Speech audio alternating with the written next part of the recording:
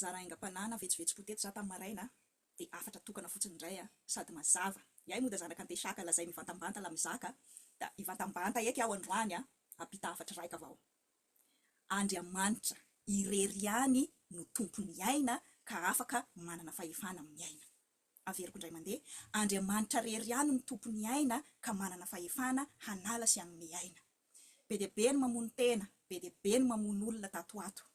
Tsy sitrak'Andriamanitra zany tompoko. Za moa rehefa taty ivelany mahita hoe ampianarina aby zao zavatra rehetra zao, ampianarina ny vehivavy ny manena rehefa hiteraka, ampianarina ny rehetra dia hoy za hoe zay malagasy misy zavatra avy defa mandeha ho azy hainay fotsiny, tsy mila anaovana teoria be ohatran'izany fa androany dia ampatsiahy an'izany zavatra ohatran'ny hoe normal be zany hoe Andriamanitra tompoko ny tompony aina, tsy manana fahefana hanala ain'olona zany antsika olombelona.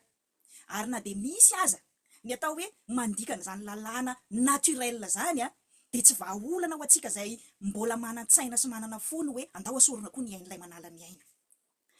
Samy manana ny heviny rehetrarehetra fa maha teolojianina ny ijoroako eto sy ampitako an'izao tenin'Andriamanitra anankiroa zao. Marina fa teolojianina kristianina ary ho an'izay mpanaraka amin'ny pejy dia averimberiko eto hoe 12 taona zay no nianarako teolojia, nanomboka nidirako tamin'ny seminaire teolojika, fa talohan'io 12 taona io efa nianatra tamin'ny sekoly biblika, efa nianatra tamin'ny toeram-panofanana anankiray antsoina hoe Shalom zay ao Majunga ao nianarana kristianina, mianatra ny momba ny silamo ka talohan'ny nidirako tany amin'ny seminaire teolojika zany. Na dia séminaire lutéranina aza nianarako en même temps za sady première année tany amin'ny séminaire théologique partant lutéranina Tsimony Avoko no première année tany amin'ny fianarana écuménique sekoly écuménique ny FFPM.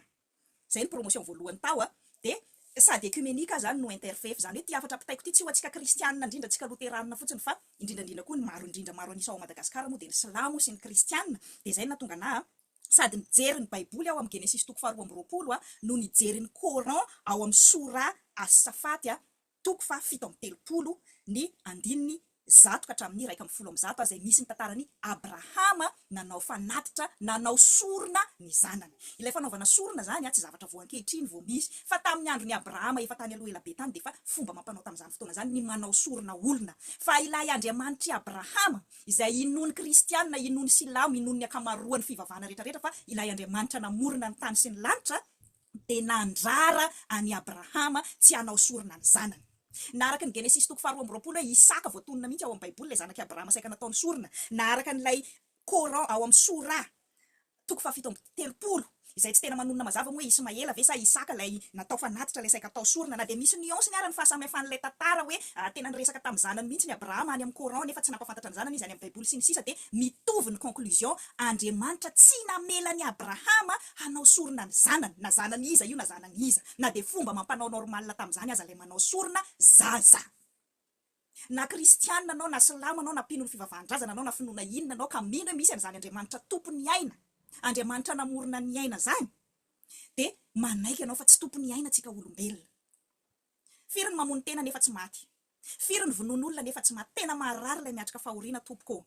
Tao anatin'izay 2 volana lasa zay kozainko 2 lamatony zoky ny dadanay sy lamatony zandry ny dadanay manarakaraka anazy niarana andao an'izao tany zao. Lay lamatony zoky ny dadanay moa mbola tsy ampiray volana akory na lasa ny mamany, zany hoe tsapako tompoko zany fahoriana zany zavatra marary.